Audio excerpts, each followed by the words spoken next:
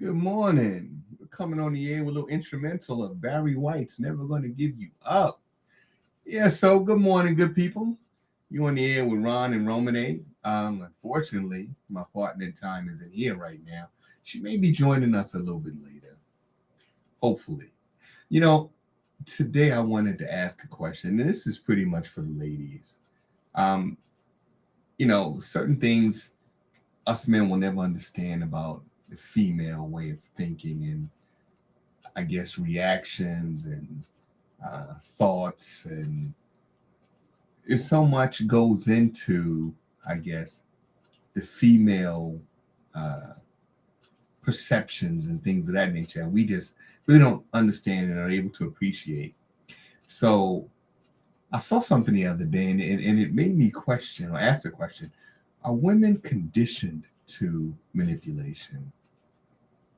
I saw a woman in her um, I saw a woman with her child, little boy, maybe a year, 2 years old tops. And I guess it was her mom, the woman's mother. And I'm sitting there watching, and I saw the interaction where the little boy had a little matchbox car, and he threw it in the street. His mother went and retrieved the car, gave it back to him, he threw it in the street again. And I'm saying, we just, but I saw that the mother continued to give him back his toy, and they let him throw it back in the street. And I was asking myself, hmm, is that a form of manipulation? And if it is she allowing with a child that's no older than 2 years old? How will that affect him later on? And how will that affect her now?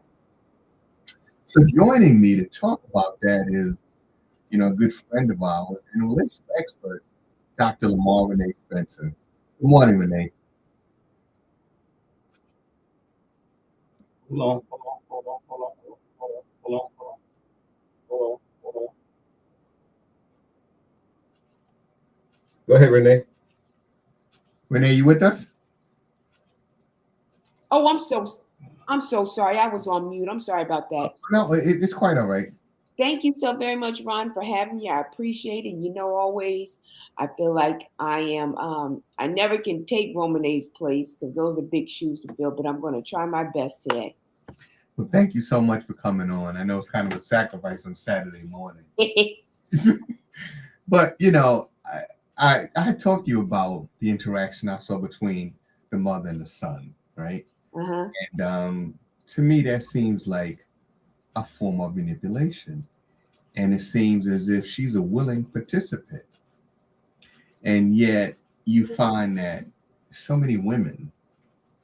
Now, let me just be clear: manipulation can happen to all of us, and it does. There's subtle forms of manipulation. You go to the movies, and just as the movie's about to come on, well, the commercial comes on where there's the popcorn popping and the soda being poured into the glass. You know, it's subliminal suggestion, is what it is, right? We can all fall prey to con men who have these confidence games that they use against us, right? But it seems that it is predominantly women who use words like manipulation and controlling, and another popular one is mind games, right? You don't really hear men express it, their interactions with women using those terms. So maybe our perception is very, very different, right? But what I think myself and a lot of men are trying to understand is, how do we get there? How does that happen? And when I saw this young child being able to manipulate his own mother, I'm thinking, maybe that's where it begins. So, can you give us some insight on how this happens? Well, I'm going to take a different approach, Ron. When you said this yesterday, I know we were talking about it, and then I started doing some digging and then thinking and just looking at just different situations. I don't think it's just women who's getting manipulated. I can't say the word. I'm going to tell you, I think it could be the opposite. And if we look at different examples, okay, do you remember or have ever heard women say, or even usually a mother will say this to their daughter? She'll say, you can get a man to do anything you want him to do. Just have him thinking it was his idea. That's true. Mm-hmm. Right? Right. That's a good example there. Or look at Dwayne Wade and Gabrielle Union, right? Before this whole his daughter or son transitioning. Son transitioning. He died? Mm-mm. Transitioning your male. I'm sorry. Yeah. And I'm sorry because I never know the proper vernacular. So before then, we only heard about D Wade on the basketball court. Mm-hmm. Now we hear about it differently, and the first thing people are accusing is Gabrielle, even his ex-wife, right? And so that's another tactic. And I saw recently where Jada Pinkett Smith's kids are saying the same thing, And another example, Steve Harvey and his wife Marjorie, the children are coming out saying, matter of fact, it's been said, I don't know if alleged, that his son just moved to Dubai. His youngest son, Winton, moved to Dubai because he was sick of Steve's control, and to him, as well as Marjorie's control of not just him, but her children. So if you look at those examples, clearly the woman is actually controlling the situations. Right. But what I was saying is you typically don't hear men describe it in terms of controlling, in terms of mind games, in terms of manipulation.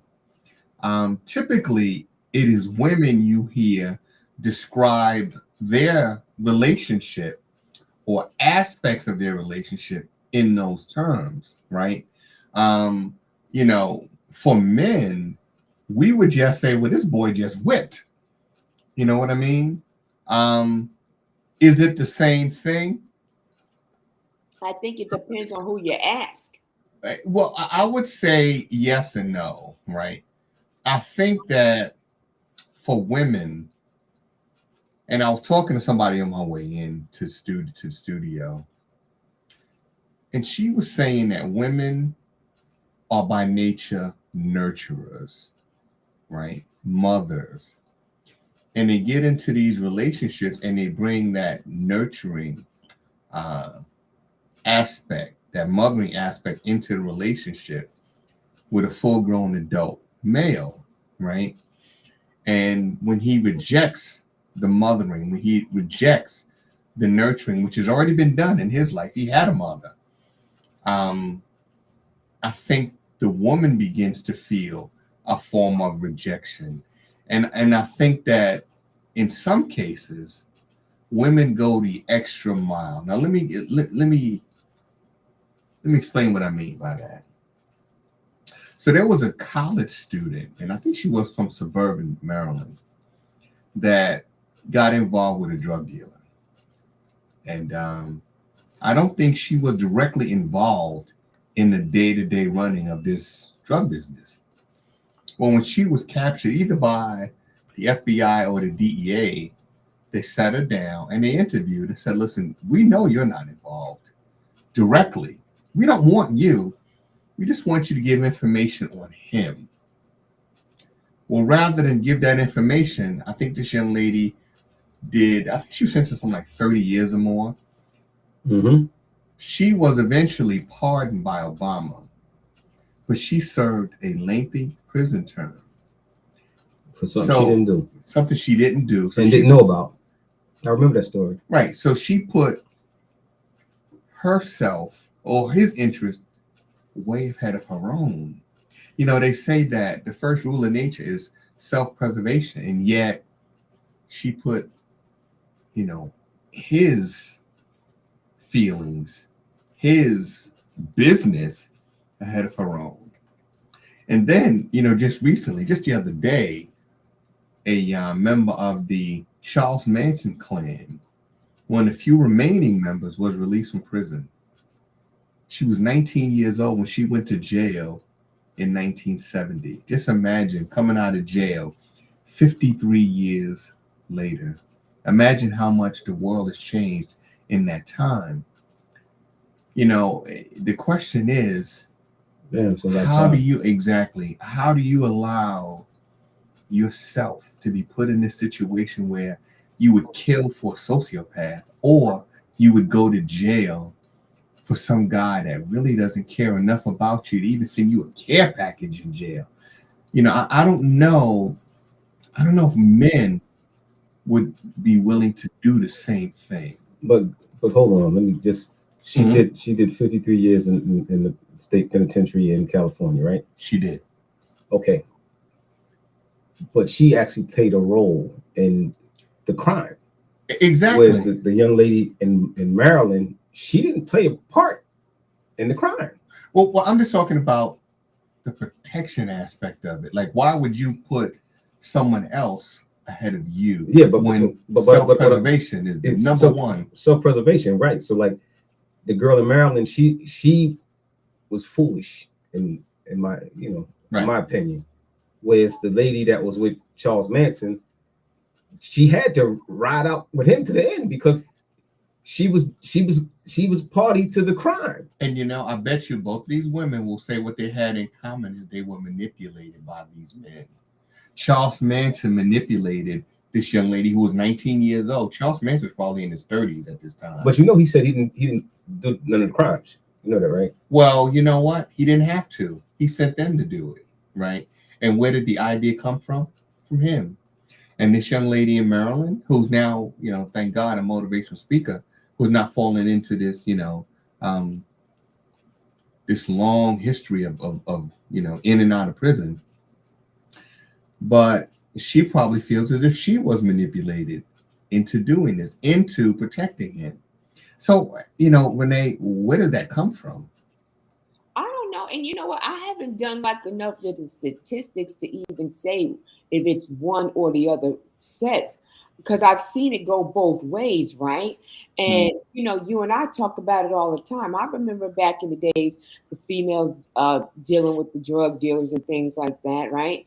We know what you're doing, okay? We're just hoping you don't get caught. But you know what a person is doing, right? But when you're bringing all of the purses and the glitz and the glamour and all of that, that's a whole different circumstance. That woman probably got a conspiracy charge, which carries more and not told. He should have actually carried that time. But I've seen it so many times where he's not manipulating you, right? You're just going along for the ride. I mean, because of all the perks. The Charles Manson situation, I'm going to have to agree with Terry. They were involved in it. I can't say that was a manipulation. I can't say, that it's one party to the other, because, again, I've seen it go equally both ways. And to me, yes, we as women have that nurturing ability, but women can manipulate you. Let me just drop my little 2 cents in here, because you said something that makes sense. You said that the women was dating the drug dealers for the perks. Yeah. Right? Mm-hmm. For the perks. And that was vacations, fancy cars and handbags and all that stuff, right? Well, that's her manipulating him. Exactly. That's why I said it goes it can go both ways. So in other words, that's her manipulating him. So, like, that makes her, you said they know what he's doing, right? Yeah. She's condoning what he's doing. So, unlike the other lady who didn't know what he was doing, she was just a L7 dating a bad boy. You know what I mean? I've seen that. Whereas these girls that grew up in Sugar Hill in North, they know because they live it every day. You know what I mean? In the inner city, you see it. Right. In the suburbs of Maryland, you didn't see it. It's a different. She was from the suburbs of Maryland. She wasn't from Baltimore. Right. You know what I mean? So she didn't see it. So he manipulated her in that sense. That was on him. She didn't know any better. But the girls who take the perks, like you said, they're the manipulators, in my opinion. Shoot. Well, you know what? Yes, manipulation can work both ways. But again, I just said what I'm saying is that men describe it differently, right? Like, you heard the term whipped, right? We just say, oh, that boy is whipped. Women seem to use specific terminology, the controlling, the manipulation, the mind games, right? So it seems as if, and this is just, my perception, that you're kind of downplaying the whole manipulation thing. Do you think that these women actually who say they're manipulated are being manipulated, or they're just simply willing participants? I think it could be willing participants. I mean, I think it can go so many different ways, right? And okay, you guys just brought up a good point.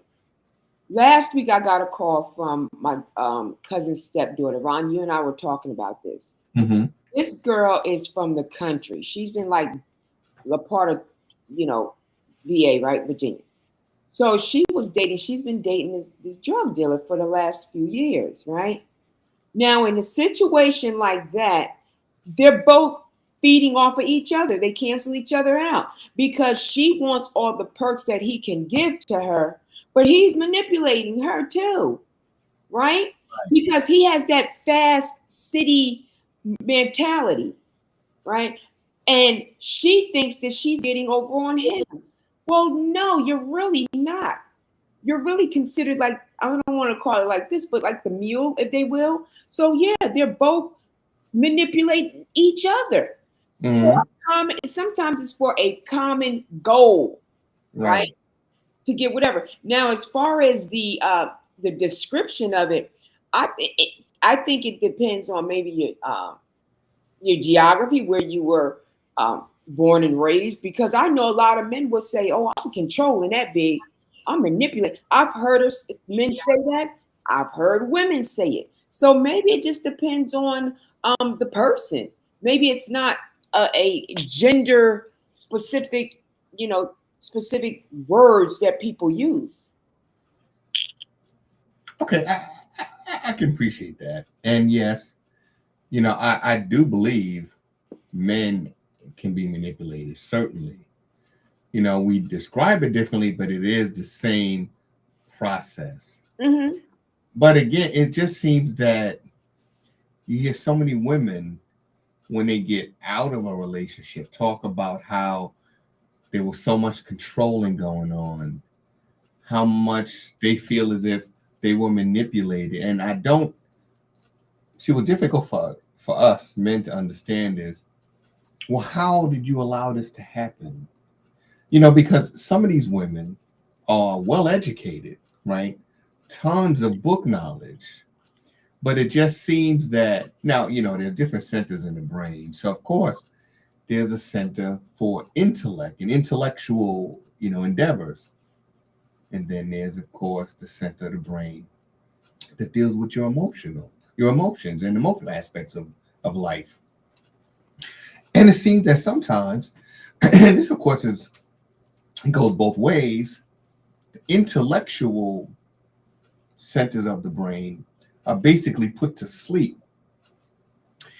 And it's like the people are running on total emotion. And when you have these women who, have, tons of degrees, you ask yourself, well, how did this happen? How did you allow it to happen? Did you not see this coming? And again, it seems as if from what I've seen, what I saw the other night, it seems as if there's almost a preconditioning for what's called manipulation. Because if a child can do this to you, who has very little understanding of the world, then certainly a man can do it to you. But it's different. Different. You know why? Because my daughter manipulates me all the time. No, she don't. Lee ain't like that. Yeah, right. Lee is like that. But you know what? She is like my muse, right? Because I'm always telling her, make sure you think, understand your strategy. So I embedded a lot of that stuff in her, and she flips it on me. But you know the difference of children doing it is that you have a bigger heart for your child because that's your baby, right? But they're the worst manipulators. You have a heart for your child. When a man does it to you or a woman does it to you, it's different.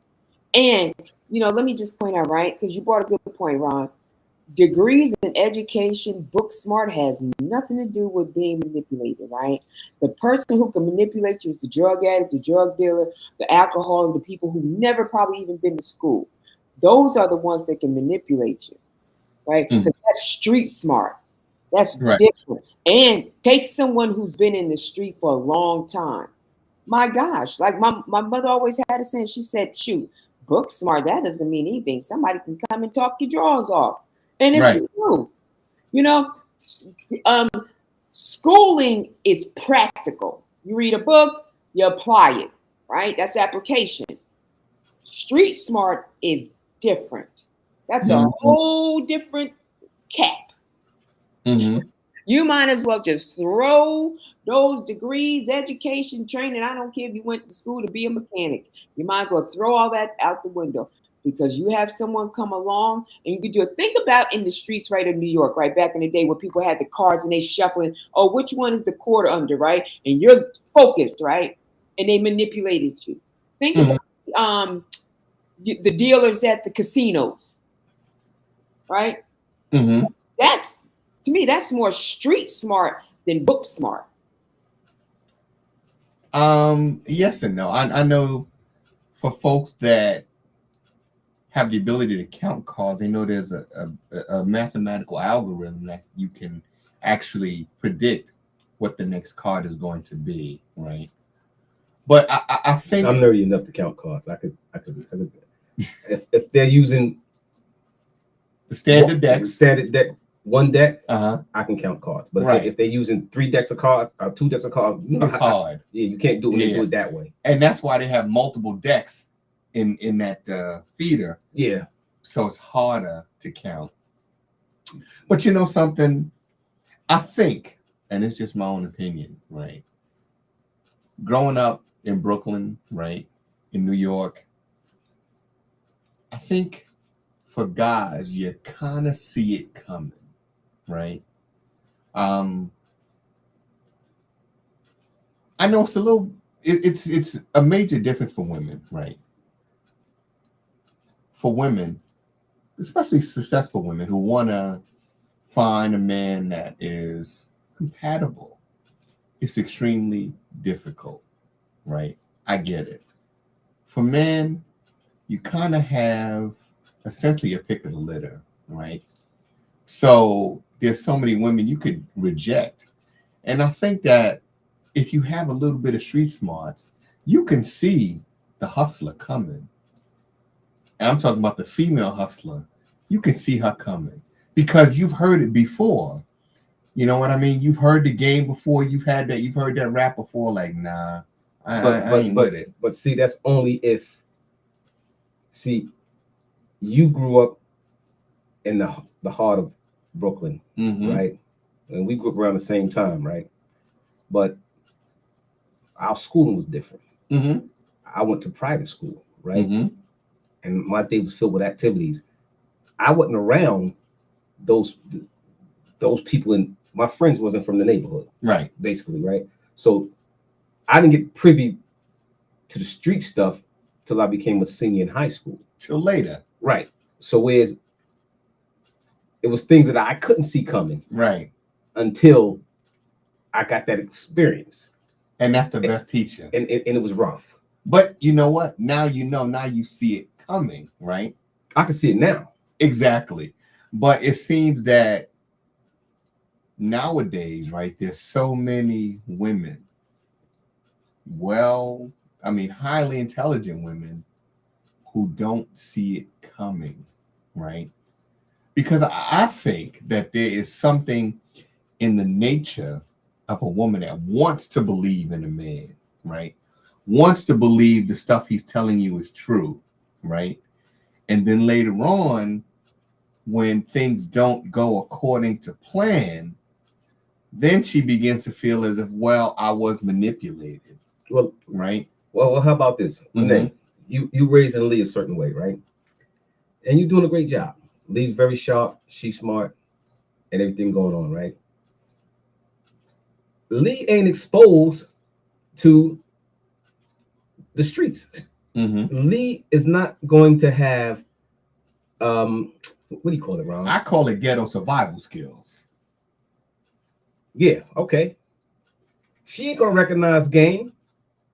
Just the way she live at, the way you raise her, the things you teaching her, she's not gonna recognize that. How are you going to get her to recognize danger of manipulation? Can you hear us, Renee? You got us on mute. I can hear you. Okay. Yeah, you're right. How are you going to teach her to not be manipulated because she's not exposed to that? She live in the suburbs. It ain't like she down in North or Brooklyn where she's going to be exposed to the game. She's going to learn it as she get older. Like right. I did. But you know what, Terry? I've been struggling with that because she has a friend who is street smart. And to me, she manipulates Lee. She does, right? But Lee can't see it because she's never been in that situation, right? And I've tried to take her like the hoods and just different places like that. But no, it doesn't register with her. It just doesn't. And you know something, Renee? I'm in that same situation. My daughter was raised here, right? Yeah. Both my children were. So, for them, I'll tell anybody, my children do not have ghetto survival skills. I couldn't take them, drop them in the hood, and expect them to do well, right? Mm-hmm. Because they've never been exposed to that. And I think that's a problem. When you try to balance, you want a safe, nurturing, loving environment for your children, but you also want them to be prepared for the real world so you're not throwing them out to the wolves, right? So I'm in the same situation. And that's another reason why I wanted to have this discussion because, my daughter's not dating yet. She's 16. I would imagine at some point, in the near future, she will.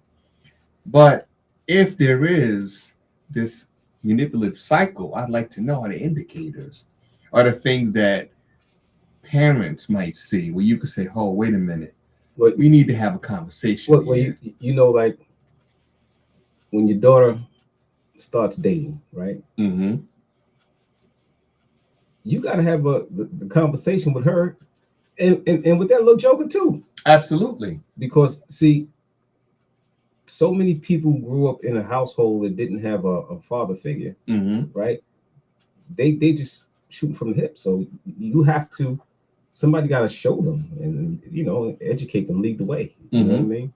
So that's a conversation. And that's, your daughter going to have one perception of a man growing up in the house with you. Then she get with Crunchy Black, right, who didn't have the same upbringing and may have seen his mother in an abusive relationship.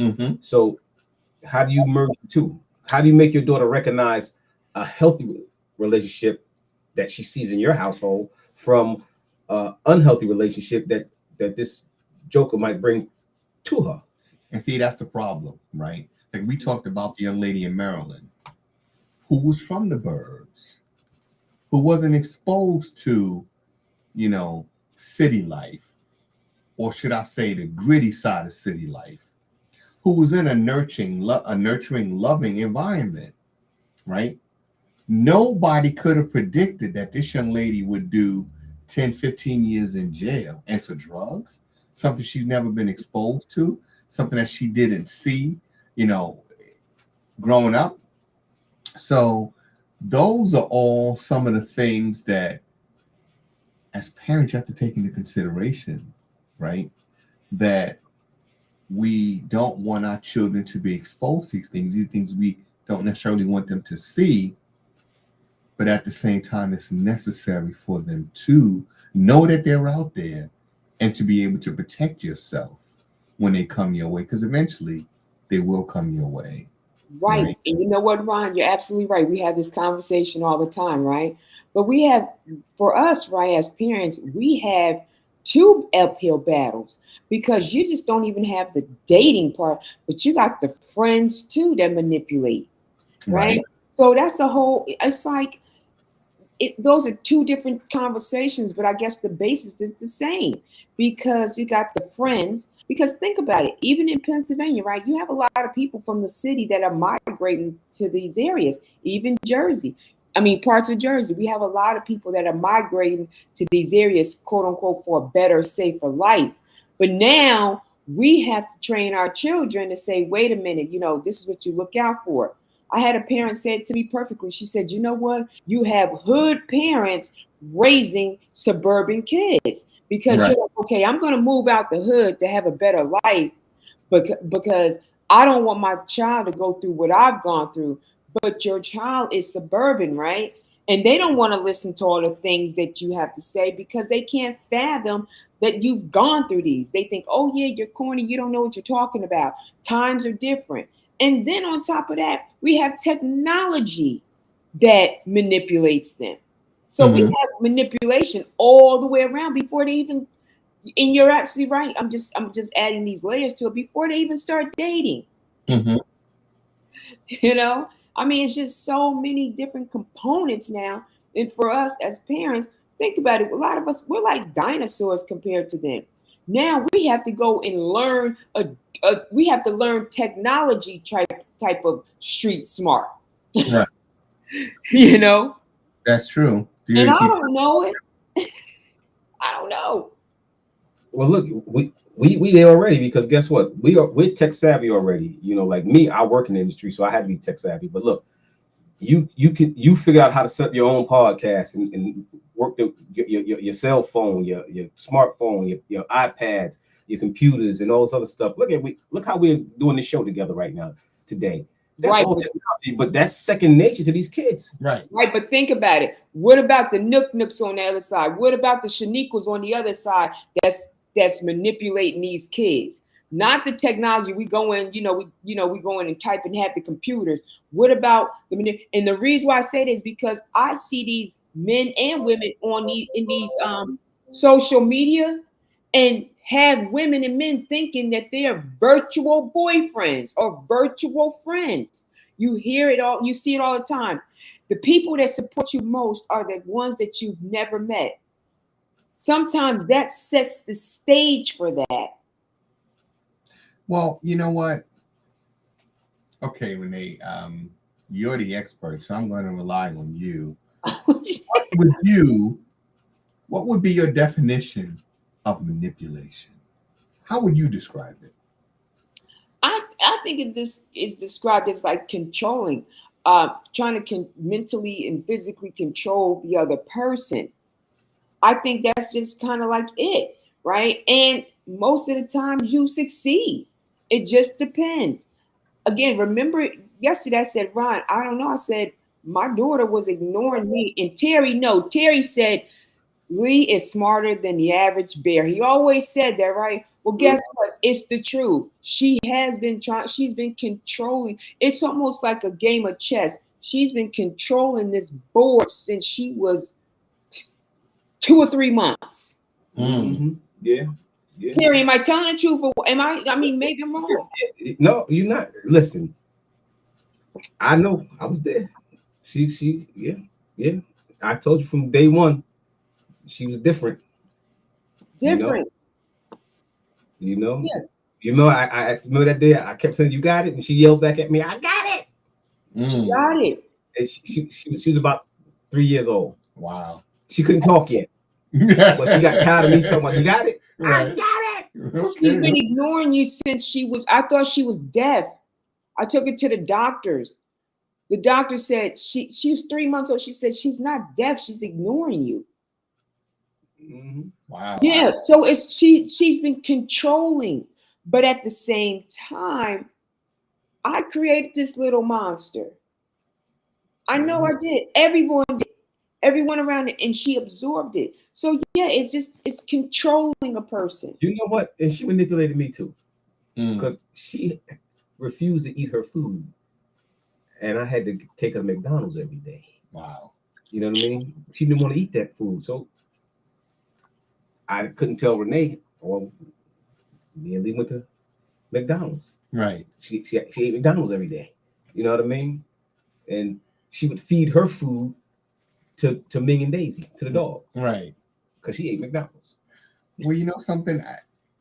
When you said that, you know, your children are different, right? That's a whole different aspect of control and manipulation, right? I just think, and it's just my own opinion, that as it relates to the mother-child relationship, I think that mothers are just naturally giving, right? Yeah. And nurturing. And I think that society teaches us or leads us to believe that we should view God as a man or as male, the male energy. And I think that we should view God as female or the female energy, right? Because just as God is nurturing and giving, that's basically what the mother does, right? Child does not survive without the mother. The baby's born, right? You know, before you had formula and all this other stuff, if mama wasn't there, how the baby going to survive, right? So the things that God gives us, pretty much the same thing that mothers give us, right? So I think that because of that giving nature, right, I think that women sometimes overcompensate and allow their children to manipulate them, even to the point where, like the other day, and I used the example again of the lady at the restaurant. Okay, you're allowing yourself to be manipulated by a child. So let's say this little boy wants, I don't know, a new pair of sneakers that's $200, right? Daddy says no. Well, daddy goes out to work or wherever. Then he goes to work on mommy, right? Mommy's going to go buy those sneakers. Just don't tell your dad. Or if daddy sees him, tell him that, you know, Uncle Johnny gave them to you, right? I think that giving nature at some point can be a detriment to the relationship between her and the husband or the boyfriend, right? Because typically we're in a situation, men are in a situation where we're going to be the disciplinarians, right? Particularly of our sons, because we've been there. We've been little boys, right? And we know the game. So we ain't going for it. Mom, on the other hand, is like, I'm not supposed to do this. Your father ain't gonna like this, but here, right? Go get them sneakers or whatever. I think that giving nature, right? And I guess a willing participation in the control. So I don't know. Are people maybe predestined or predetermined to be manipulated? They may. When you think about it, some of our parents manipulated us, right? Yeah. When you think about it, and think about it, so part of even the definition is like a skillful tactic to manipulate, to control a person. Our parents have done it. Hey, if you clean your room, I'll give you $1. Well, our parents, you know, on this, you know, panel, our parents didn't say it, but you've heard, you do this, I'll give you that. They manipulated us, right? And so, I mean, these are all great questions. I think it probably needs a part 2 to it, because we probably need to look at it in different aspects. Well, you know what? We're going to do a part 2. I'm glad you put that up, because I was talking to Romane this morning, and she said, "Oh man, I would love to be in on that conversation, because you know, you and I both know Romane is a social worker. So probably, some of the people that she counsels are people that have or perceive themselves to have been victims of manipulation or control by someone else, right? And she tries to see them through this difficult period in their lives. Mm-hmm. And for some people, right, it depending on the level of manipulation, it can affect them for many, many years. And I know some people that have been affected for many, many years following the breakup of a relationship. And, it just makes me wonder, and again, trying to understand, how this happens so that if you see it coming, maybe you can avoid it as it relates to your children and family members and others that you come in contact with. Maybe if you just say, hey, if you see this, run, right? It's almost like stranger danger. Somebody you don't know tries to approach you, run away. Someone you're in a relationship with, certain behaviors are just completely unacceptable, run. Right. So I think that's something that we all need to be aware of so we can share it with, not just our children, but others we'll come in contact with. Yeah. Can I just give one example of a great Oh, please, go right ahead. Okay, so Terry always called my father Walter and Scotty. Ron, he's been like a Whispers groupie, right? Mm-hmm. My father is a narcissist. So when you have parents that are narcissists, they control not just their children, but everyone around them, right? And Mm-hmm. as women, we say, you know what, I want to marry my father or I don't, right? But Right. it's the innate thing. I married my father, right? Mm. So when I married my father, you go from one manipulative situation to the next. The premise of both of them were the same. It's just different circumstances, right? So yes, as a child, you have someone who manipulates you. Like it'll be a simple question. Then next thing you know, it's like it'll create this division with the family because he divides and conquers. Then he plays the victim. It's the same thing. I said I would never, ever, ever marry someone like that. Well, guess what? Hey, I got an award because I did. And it's like, well, how come you didn't see these things? Well, sometimes, especially with women, being a single parent, a lot of stuff you don't see. At the time, I was like, you know what? He's not like molesting my daughter. He's not on the Megan's list. He's not committing crimes. So all these checklists.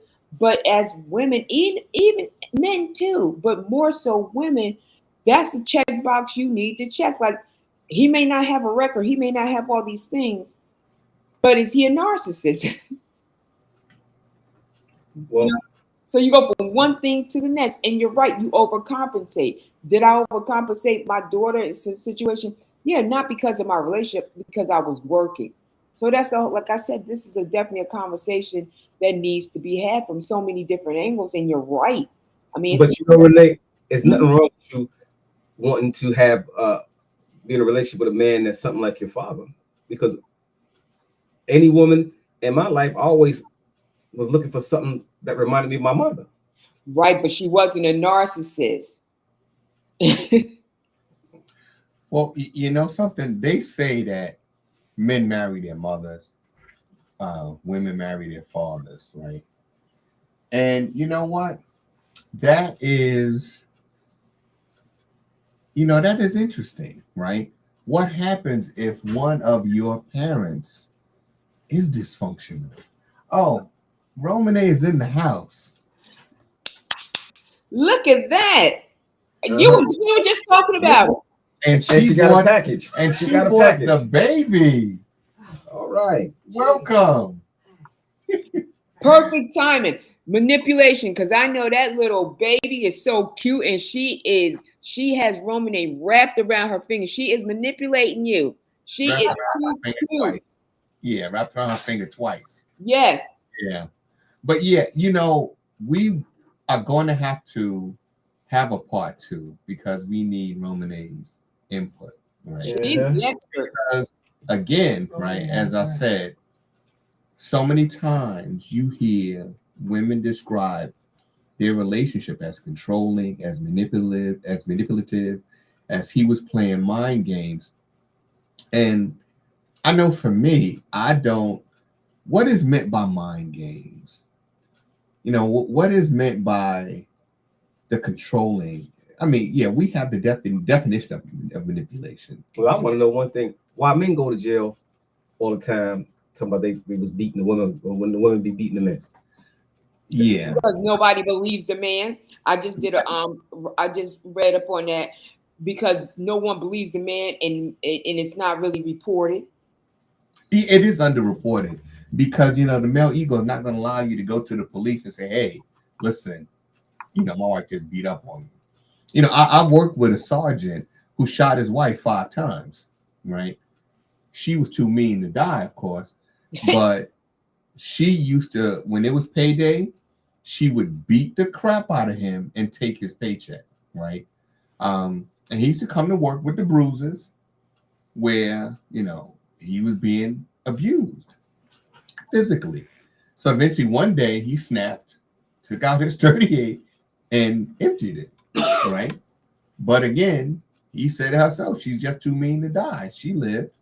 And of course, they got divorced, but, she was physically bigger and stronger than him.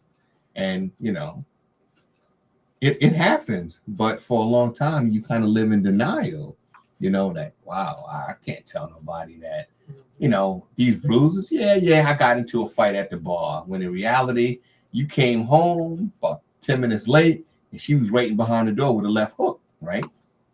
You don't want to tell anybody about that. But, I just need a clear understanding of what is meant by controlling and mind games. And particularly the mind games aspect of it, right? What is a mind game? How would you describe that? Who are you talking to? You, Renee. How would you describe a mind game? I think it's the same almost as manipulation. I think it is. I mean, when you think about it, right? Who's notorious for playing mind games? Who's that? Department stores. Okay. First time when you walk in that department store, like in the Macy's, you walk in generally from a mall, you walk in by the perfume, right? Right. Start, hey, you want a sample, spray this, that, and the other? They already start conditioning you to buy those perfumes, right? That's a mind game right there. It's the same thing as manipulation. It's just more mental, but it's the same thing. But stores, that don't work on men because we don't go to Macy's.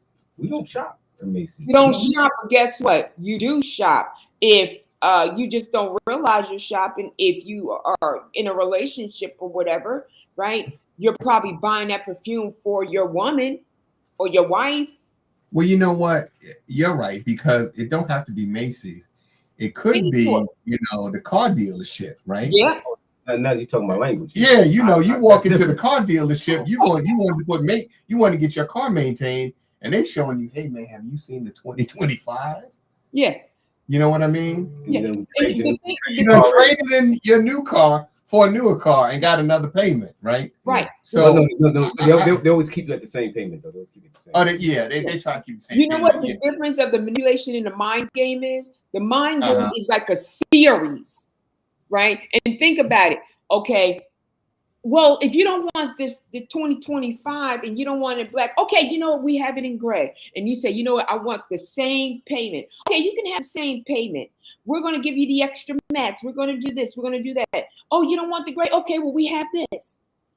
So you see that series, the same as the perfume when you walk in. Oh, you don't want the clothes? Okay, you want the Tom Ford oud? You want this? It's the series of it. So absolutely right. I mean, think about it. When we're on these social media platforms, when we're quote unquote content creators, we're doing the same thing. It's just that we don't look at it as a bad thing. It's for the greater good, but we do the same thing. Let me ask you the $64,000 question. Mm-hmm. Are you a manipulator? Absolutely. And plus, I'm a marketer. Yes. I'm a finance person. Yes. Now, do I use it for the greater good? Absolutely. Romane, did you hear what she just said? She just owned up to that. Okay, all right then. For the greater good, yes. I'm gonna give you an example, right? When I put posts out, just like I said, social media posts, those posts are deliberate. I have already thought about it. I can get up there and I'm gonna tell you a story because I'm gonna look at your pain points. It's the same thing. All the content creators do the same thing. You do it too, Terry. If you give women do this, and next day you say, oh, well, women do this, and she this and she. You're playing mind games and you're manipulating people. Other people's stuff in most cases. You may be sharing yourself, but guess what? You feel the same way. You're doing the same thing. It's a series. Renee, yeah. You said you're a manipulator, but you're talking in the aspect or any area of marketing, things of that nature. But in a relationship, are you manipulative? No, I'm a straight shooter. And matter of fact, to be honest with you, I always look at just life in general, always have been. I think that if you do good by people, good's gonna come back. I really, to be honest, and I mean, Terry's known me for a long time. I'm not gonna sit up here and manipulate anybody. I'm just not gonna do it because at the end of the day, karma has no expiration date. That's true. And you know what? I see people now that have done bad by people and they're suffering, and I'm like, oh my gosh. So no, never have been. Okay. Mm-mm. So let me ask you this question. So again, like I said, it's typically women that you hear use certain terminology to describe, aspects of their relationship, right? So it's not just men, right? Because there's some women that are in, lesbian relationships. Does manipulation take place in that sort of relationship as well? Oh gosh, I don't know. That's a whole other different can of worms. Look, we don't want to get canceled. Let me put the disclaimer. We don't want to get canceled. This is just merely our opinions. We're not clinically trained for this. Right. Well, I'm not. Neither. I'm totally confused on all that. We don't have a point of reference. Right. I don't even know. Yeah, so we don't have a point of reference, right? But I was just wondering if that was something that is inherent in relationships or just male-female relationships. If the relationship is two women or two men, can one feel manipulated by the other? Ooh, and of course, again, we don't have a point of reference. Nah, I don't think they could. You don't think so? No. Roman is the expert. She's the social worker. You know why they can't? I'm gonna tell you why they can't. Because it's the same thing. It's the same sandwich. They think alike. Everything's the same. So how could there's no difference? But then one could be more aggressive than the other. With a man and a woman, they're different. There's a difference. Completely different thought patterns, right? Men think alike. Women think alike. So yeah, but then again, there could be one that is more aggressive than the other, right? So that the one who is more one who's more passive, right, might feel themselves being manipulated by the one who's more aggressive. I don't understand the concept. Because in the lesbian relationships like that, one is standing in the masculine role. Well, not all lesbian relationships, but the ones who have a masculine role and a feminine role, right? The masculine role, the one in the masculine role, they're striving to be more. Yeah, but I'm saying like the brain is the same. The brain is is it really the same? Yeah, the brain's the same. Because I don't have a desire to be masculine. Well, you know that something? Person does. Can y'all hear Romane? Yes. We need to put Romane on. We need to put her on the mic. Not today. Oh yeah, you're here. So we need to put you on the mic so everybody can hear what your input. Because I told you he's the expert. Yeah, this is real easy. Yeah, this is what you do, right? I just say that the people women in the masculine role, they strive to be more masculine and more. They want to fill that the lead role. They're more aggressive. They're more. I didn't want to use the word aggressive because I Mhm. don't think even masculine men don't need. That doesn't have That to sounds mean they're violent. aggressive, right? Okay. A masculine man doesn't have to mean he's aggressive. I always say masculine energy. If it's really masculine energy, my feminine energy Mhm. is going to surrender to your masculine energy without aggression. Well, without aggression. Well, let me just say this to you, right? And I thought about this. As it relates to masculine energy, right? Mhm. I think that's missing in our society. We don't have enough masculine energy, Mhm. right? Mhm. For me, I don't know how to be anything else but the man my father raised me to be, Mhm. right? That's me. I don't know Mhm. how not to be attracted to a woman, Mhm. right? I don't know how not to notice the beauty that's within a woman. I don't know how to do anything else other than that. And people might find that, I don't know, toxic masculinity. I don't care. This is what I am. This is who I am. This is how I was raised to be. I don't understand this other stuff. I think I the don't right understand way to look at it transitioning. is just that's who you are, right? Mm-hmm. And that everybody is individual and unique people, right? Right. That came from me, the lady from the church. Everyone is unique and individual, right?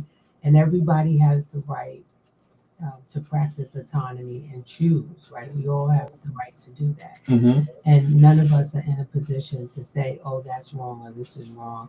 Because many people may look at some of what you just described, as you said yourself, as toxic, right? Mm-hmm. When I don't think it's toxic, I just think it's who you are, right?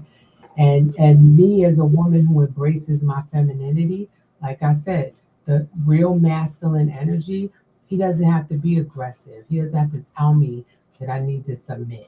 It kind of just happens naturally. It's nature, right? Mm-hmm. And balance. So, but I don't think everybody has to decide what works for them. Right. Maybe you don't like masculine energy. Maybe masculine energy to you is toxic.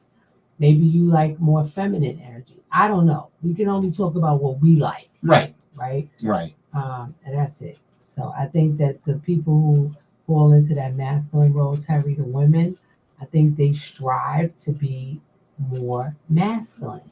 So even if they have a thought that may fall under what you said as more feminine, they're going to stray away from that because they don't want to be feminine. They want to be masculine. And the woman who's with them, which was the part that kind of always confused me, that if you wanted to be with a woman, then you would be with a woman and a feminine woman versus a woman that's masculine. Right. Right. So, but again, I guess it just comes back to what I said. Everybody has a preference. Mm-hmm. And the older I get, the more I'm just discovering that whatever floats your boat, you like it, I love it. Oh, it's tonic lemon juice. Well, now let me ask you, because we asked this question over there a little while ago. How would you describe manipulation? What's your definition? Manipulation is me trying to convince you to do something that I want you to do that you may not necessarily, it's not your own free will. There you go. It's me trying to cultivate your will to work in my benefit. Mm-hmm. So what I want you to do. So let me ask you this. Do you think women are more susceptible to that than men? I think broken women are more vulnerable to manipulation because they're already not feeling well. They're not feeling good. They're not feeling whole. They're not feeling emotionally healthy. Maybe so they might be a little more susceptible. But that could be for a man too. A man fresh out of a bad relationship or a bad marriage, he could be vulnerable and be more susceptible to a woman coming along and manipulating, and maybe she's presenting everything that his wife wasn't, right? Mm-hmm. When I just learned a new term this week. Don't laugh, but I was like, what is that? Love bombing, right? Yes. is that? Lo- What is I love had to bombing? like go look it up because I Yeah. heard something say it and I was like, love bombing? What the heck is that? So love bombing is when you meet someone and you shower them with all these compliments and Uh-huh. gifts and everything to convince them to love you, Right. right? But they're really not loving your authentic self. They're loving your representative, right? Which would be what? Manipulation. Mhm. So I'm gonna say, you're wonderful, Juan. You're so handsome. Juan, you speak so nicely. Juan, you're amazing. Terry, you're great. Terry, you're just an extraordinary musician. Oh my goodness, here's flowers. Oh my goodness, here's dinner. Oh my goodness, here's that. And then once they get you, right, then the love bombing stops, right? The compliments. It was all manipulation. But you know something? Back in the day, that was called dating. I don't know if it was No, that's different. that extreme, Ron. This No, is like that's different, Ron. You know why? Back in the day, and I'm talking, when I was in my, teens and 20s, you would take women out to dinner. You would open the door for them, open the car door. You buy them flowers. You buy them candy, right? I mean, that was just the way it was done. You wanted to use the term during that time, woo the woman, right? You wanted to wine her and dine her, right? So that was just, standard operating procedure. no, this is That's different. I'll give you an example. You say something, you say apples are red, right? And when you say it, I'm thinking in my head, no, they aren't. They're orange, right? But even though I'm thinking in my head that they're orange, I say to you, oh my goodness, Ron, you're absolutely right. They are red. You're so smart. I would have never thought. That's love bombing. Right. I just had a client just went through that same thing, right? And so if you ever heard the song Emotional Roller Coaster, who sang Oh, that? yeah. Mm-hmm. That's love bombing. The reason why is because this young lady, right? When I tell you it took her for a tailspin, this lady, she met this guy. He was like Roman, they said he was showering her with all kind of gifts. Once he got her, he started like it's almost like he started manipulating her because he started then discrediting her, talking about her. I mean, she couldn't do nothing right. Then he started talking about her to his family to cause division.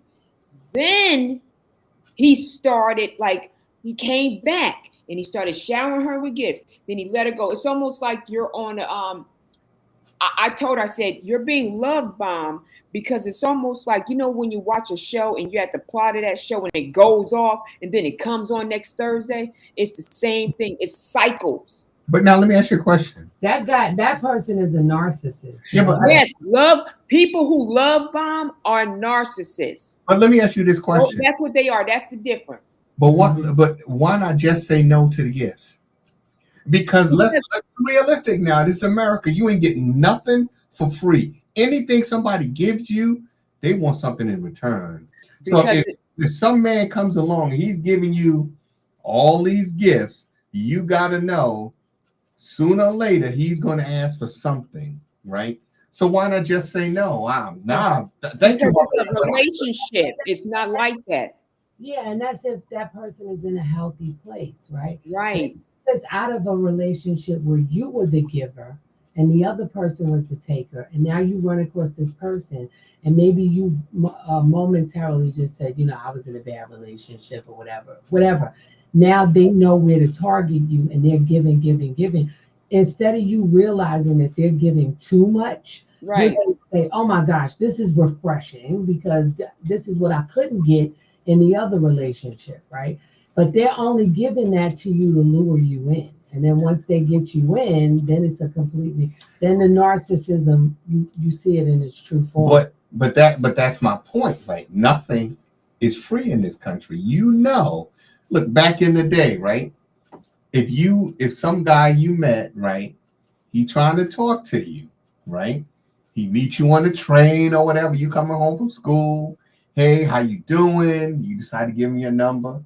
And the next day he show up, oh, I noticed you like Calvin Klein's, right? Mm-hmm. He shows up with your size and everything, like, oh, sooner or later, Your mama gonna say, where you get them from? That boy gave you those.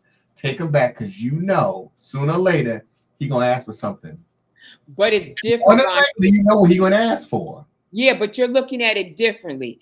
These are not people, when they love bomb, chances are these are not people who need all of that physically, right? This lady, like my client, she has a darn good, both of them have good jobs.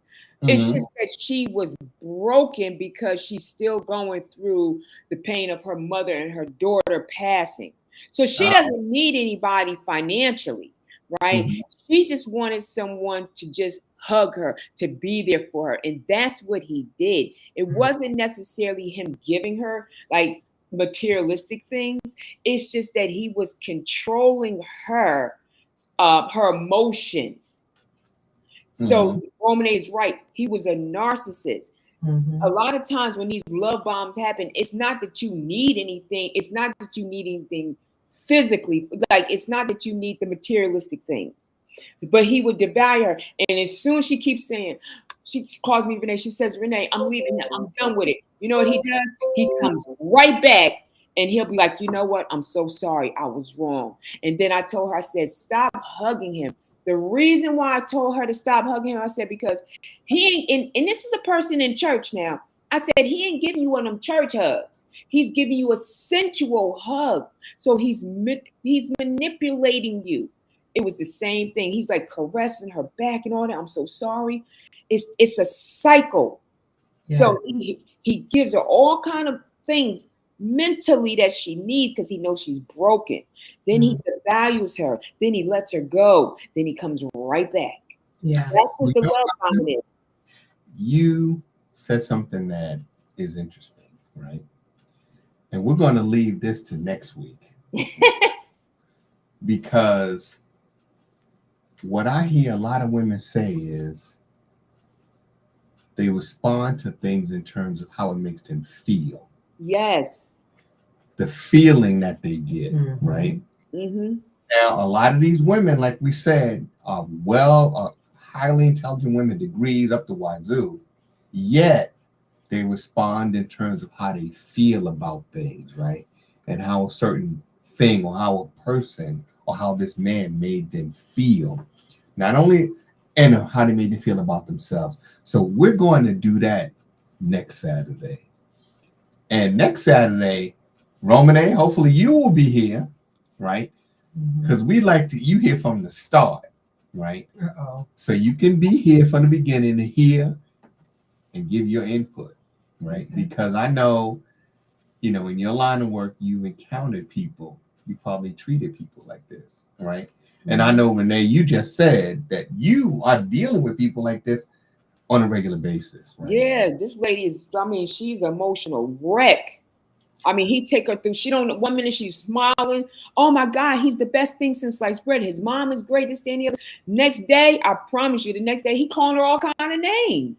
Then he bringing her presents. I'm like, oh my God. I said, girl, go. You are on an emotional roller coaster. Yeah, because what they do is, Renee, when they feel you slipping, out of their control, then they come back again. Then it's more love bombing. Yeah, you're right.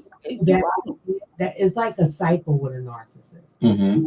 And lately that's been my assignment, that I've just been watching a lot of training on just narcissistic people and the difference between the overt narcissists and it's craziness, but it's craziness that people find themselves in every day. Come over here, Romane. You will have the actual in-life, real-time training. My father lives next door, and this is what he does. Ron, no, I tell him all the time, but like, my father crazy, right? He sits on the chair of the narcissist. Come over here, you'll get all the training you need. I promise. He ain't that bad. He ain't that bad. Yes, he is. Come on over. He walked in Scotty, but he ain't that bad. Well, you know what? I think we should leave it there, right? Because next week we got to talk about these feelings, right? Because I hear women frequently say, he made me feel this way. Yeah. Right? Or I felt I entered the room and I felt this or I felt that. And you know something? We always ask people, how are you doing? Right? We never ask people, what do you think? Right? So we kind of downplay the intellectual part of it and we get into the emotional part of it. So we need to dig into that next week because I think that is where the confusion comes in for men, understanding that emotional aspect. Right? Yeah. Can I just throw one thing in though, Ron? Sure. This one thing, right? And she's such a great example. My father does the same thing. You're right with that emotion. You know what kind of gets them though? Is with these ladies, and even it got me, right?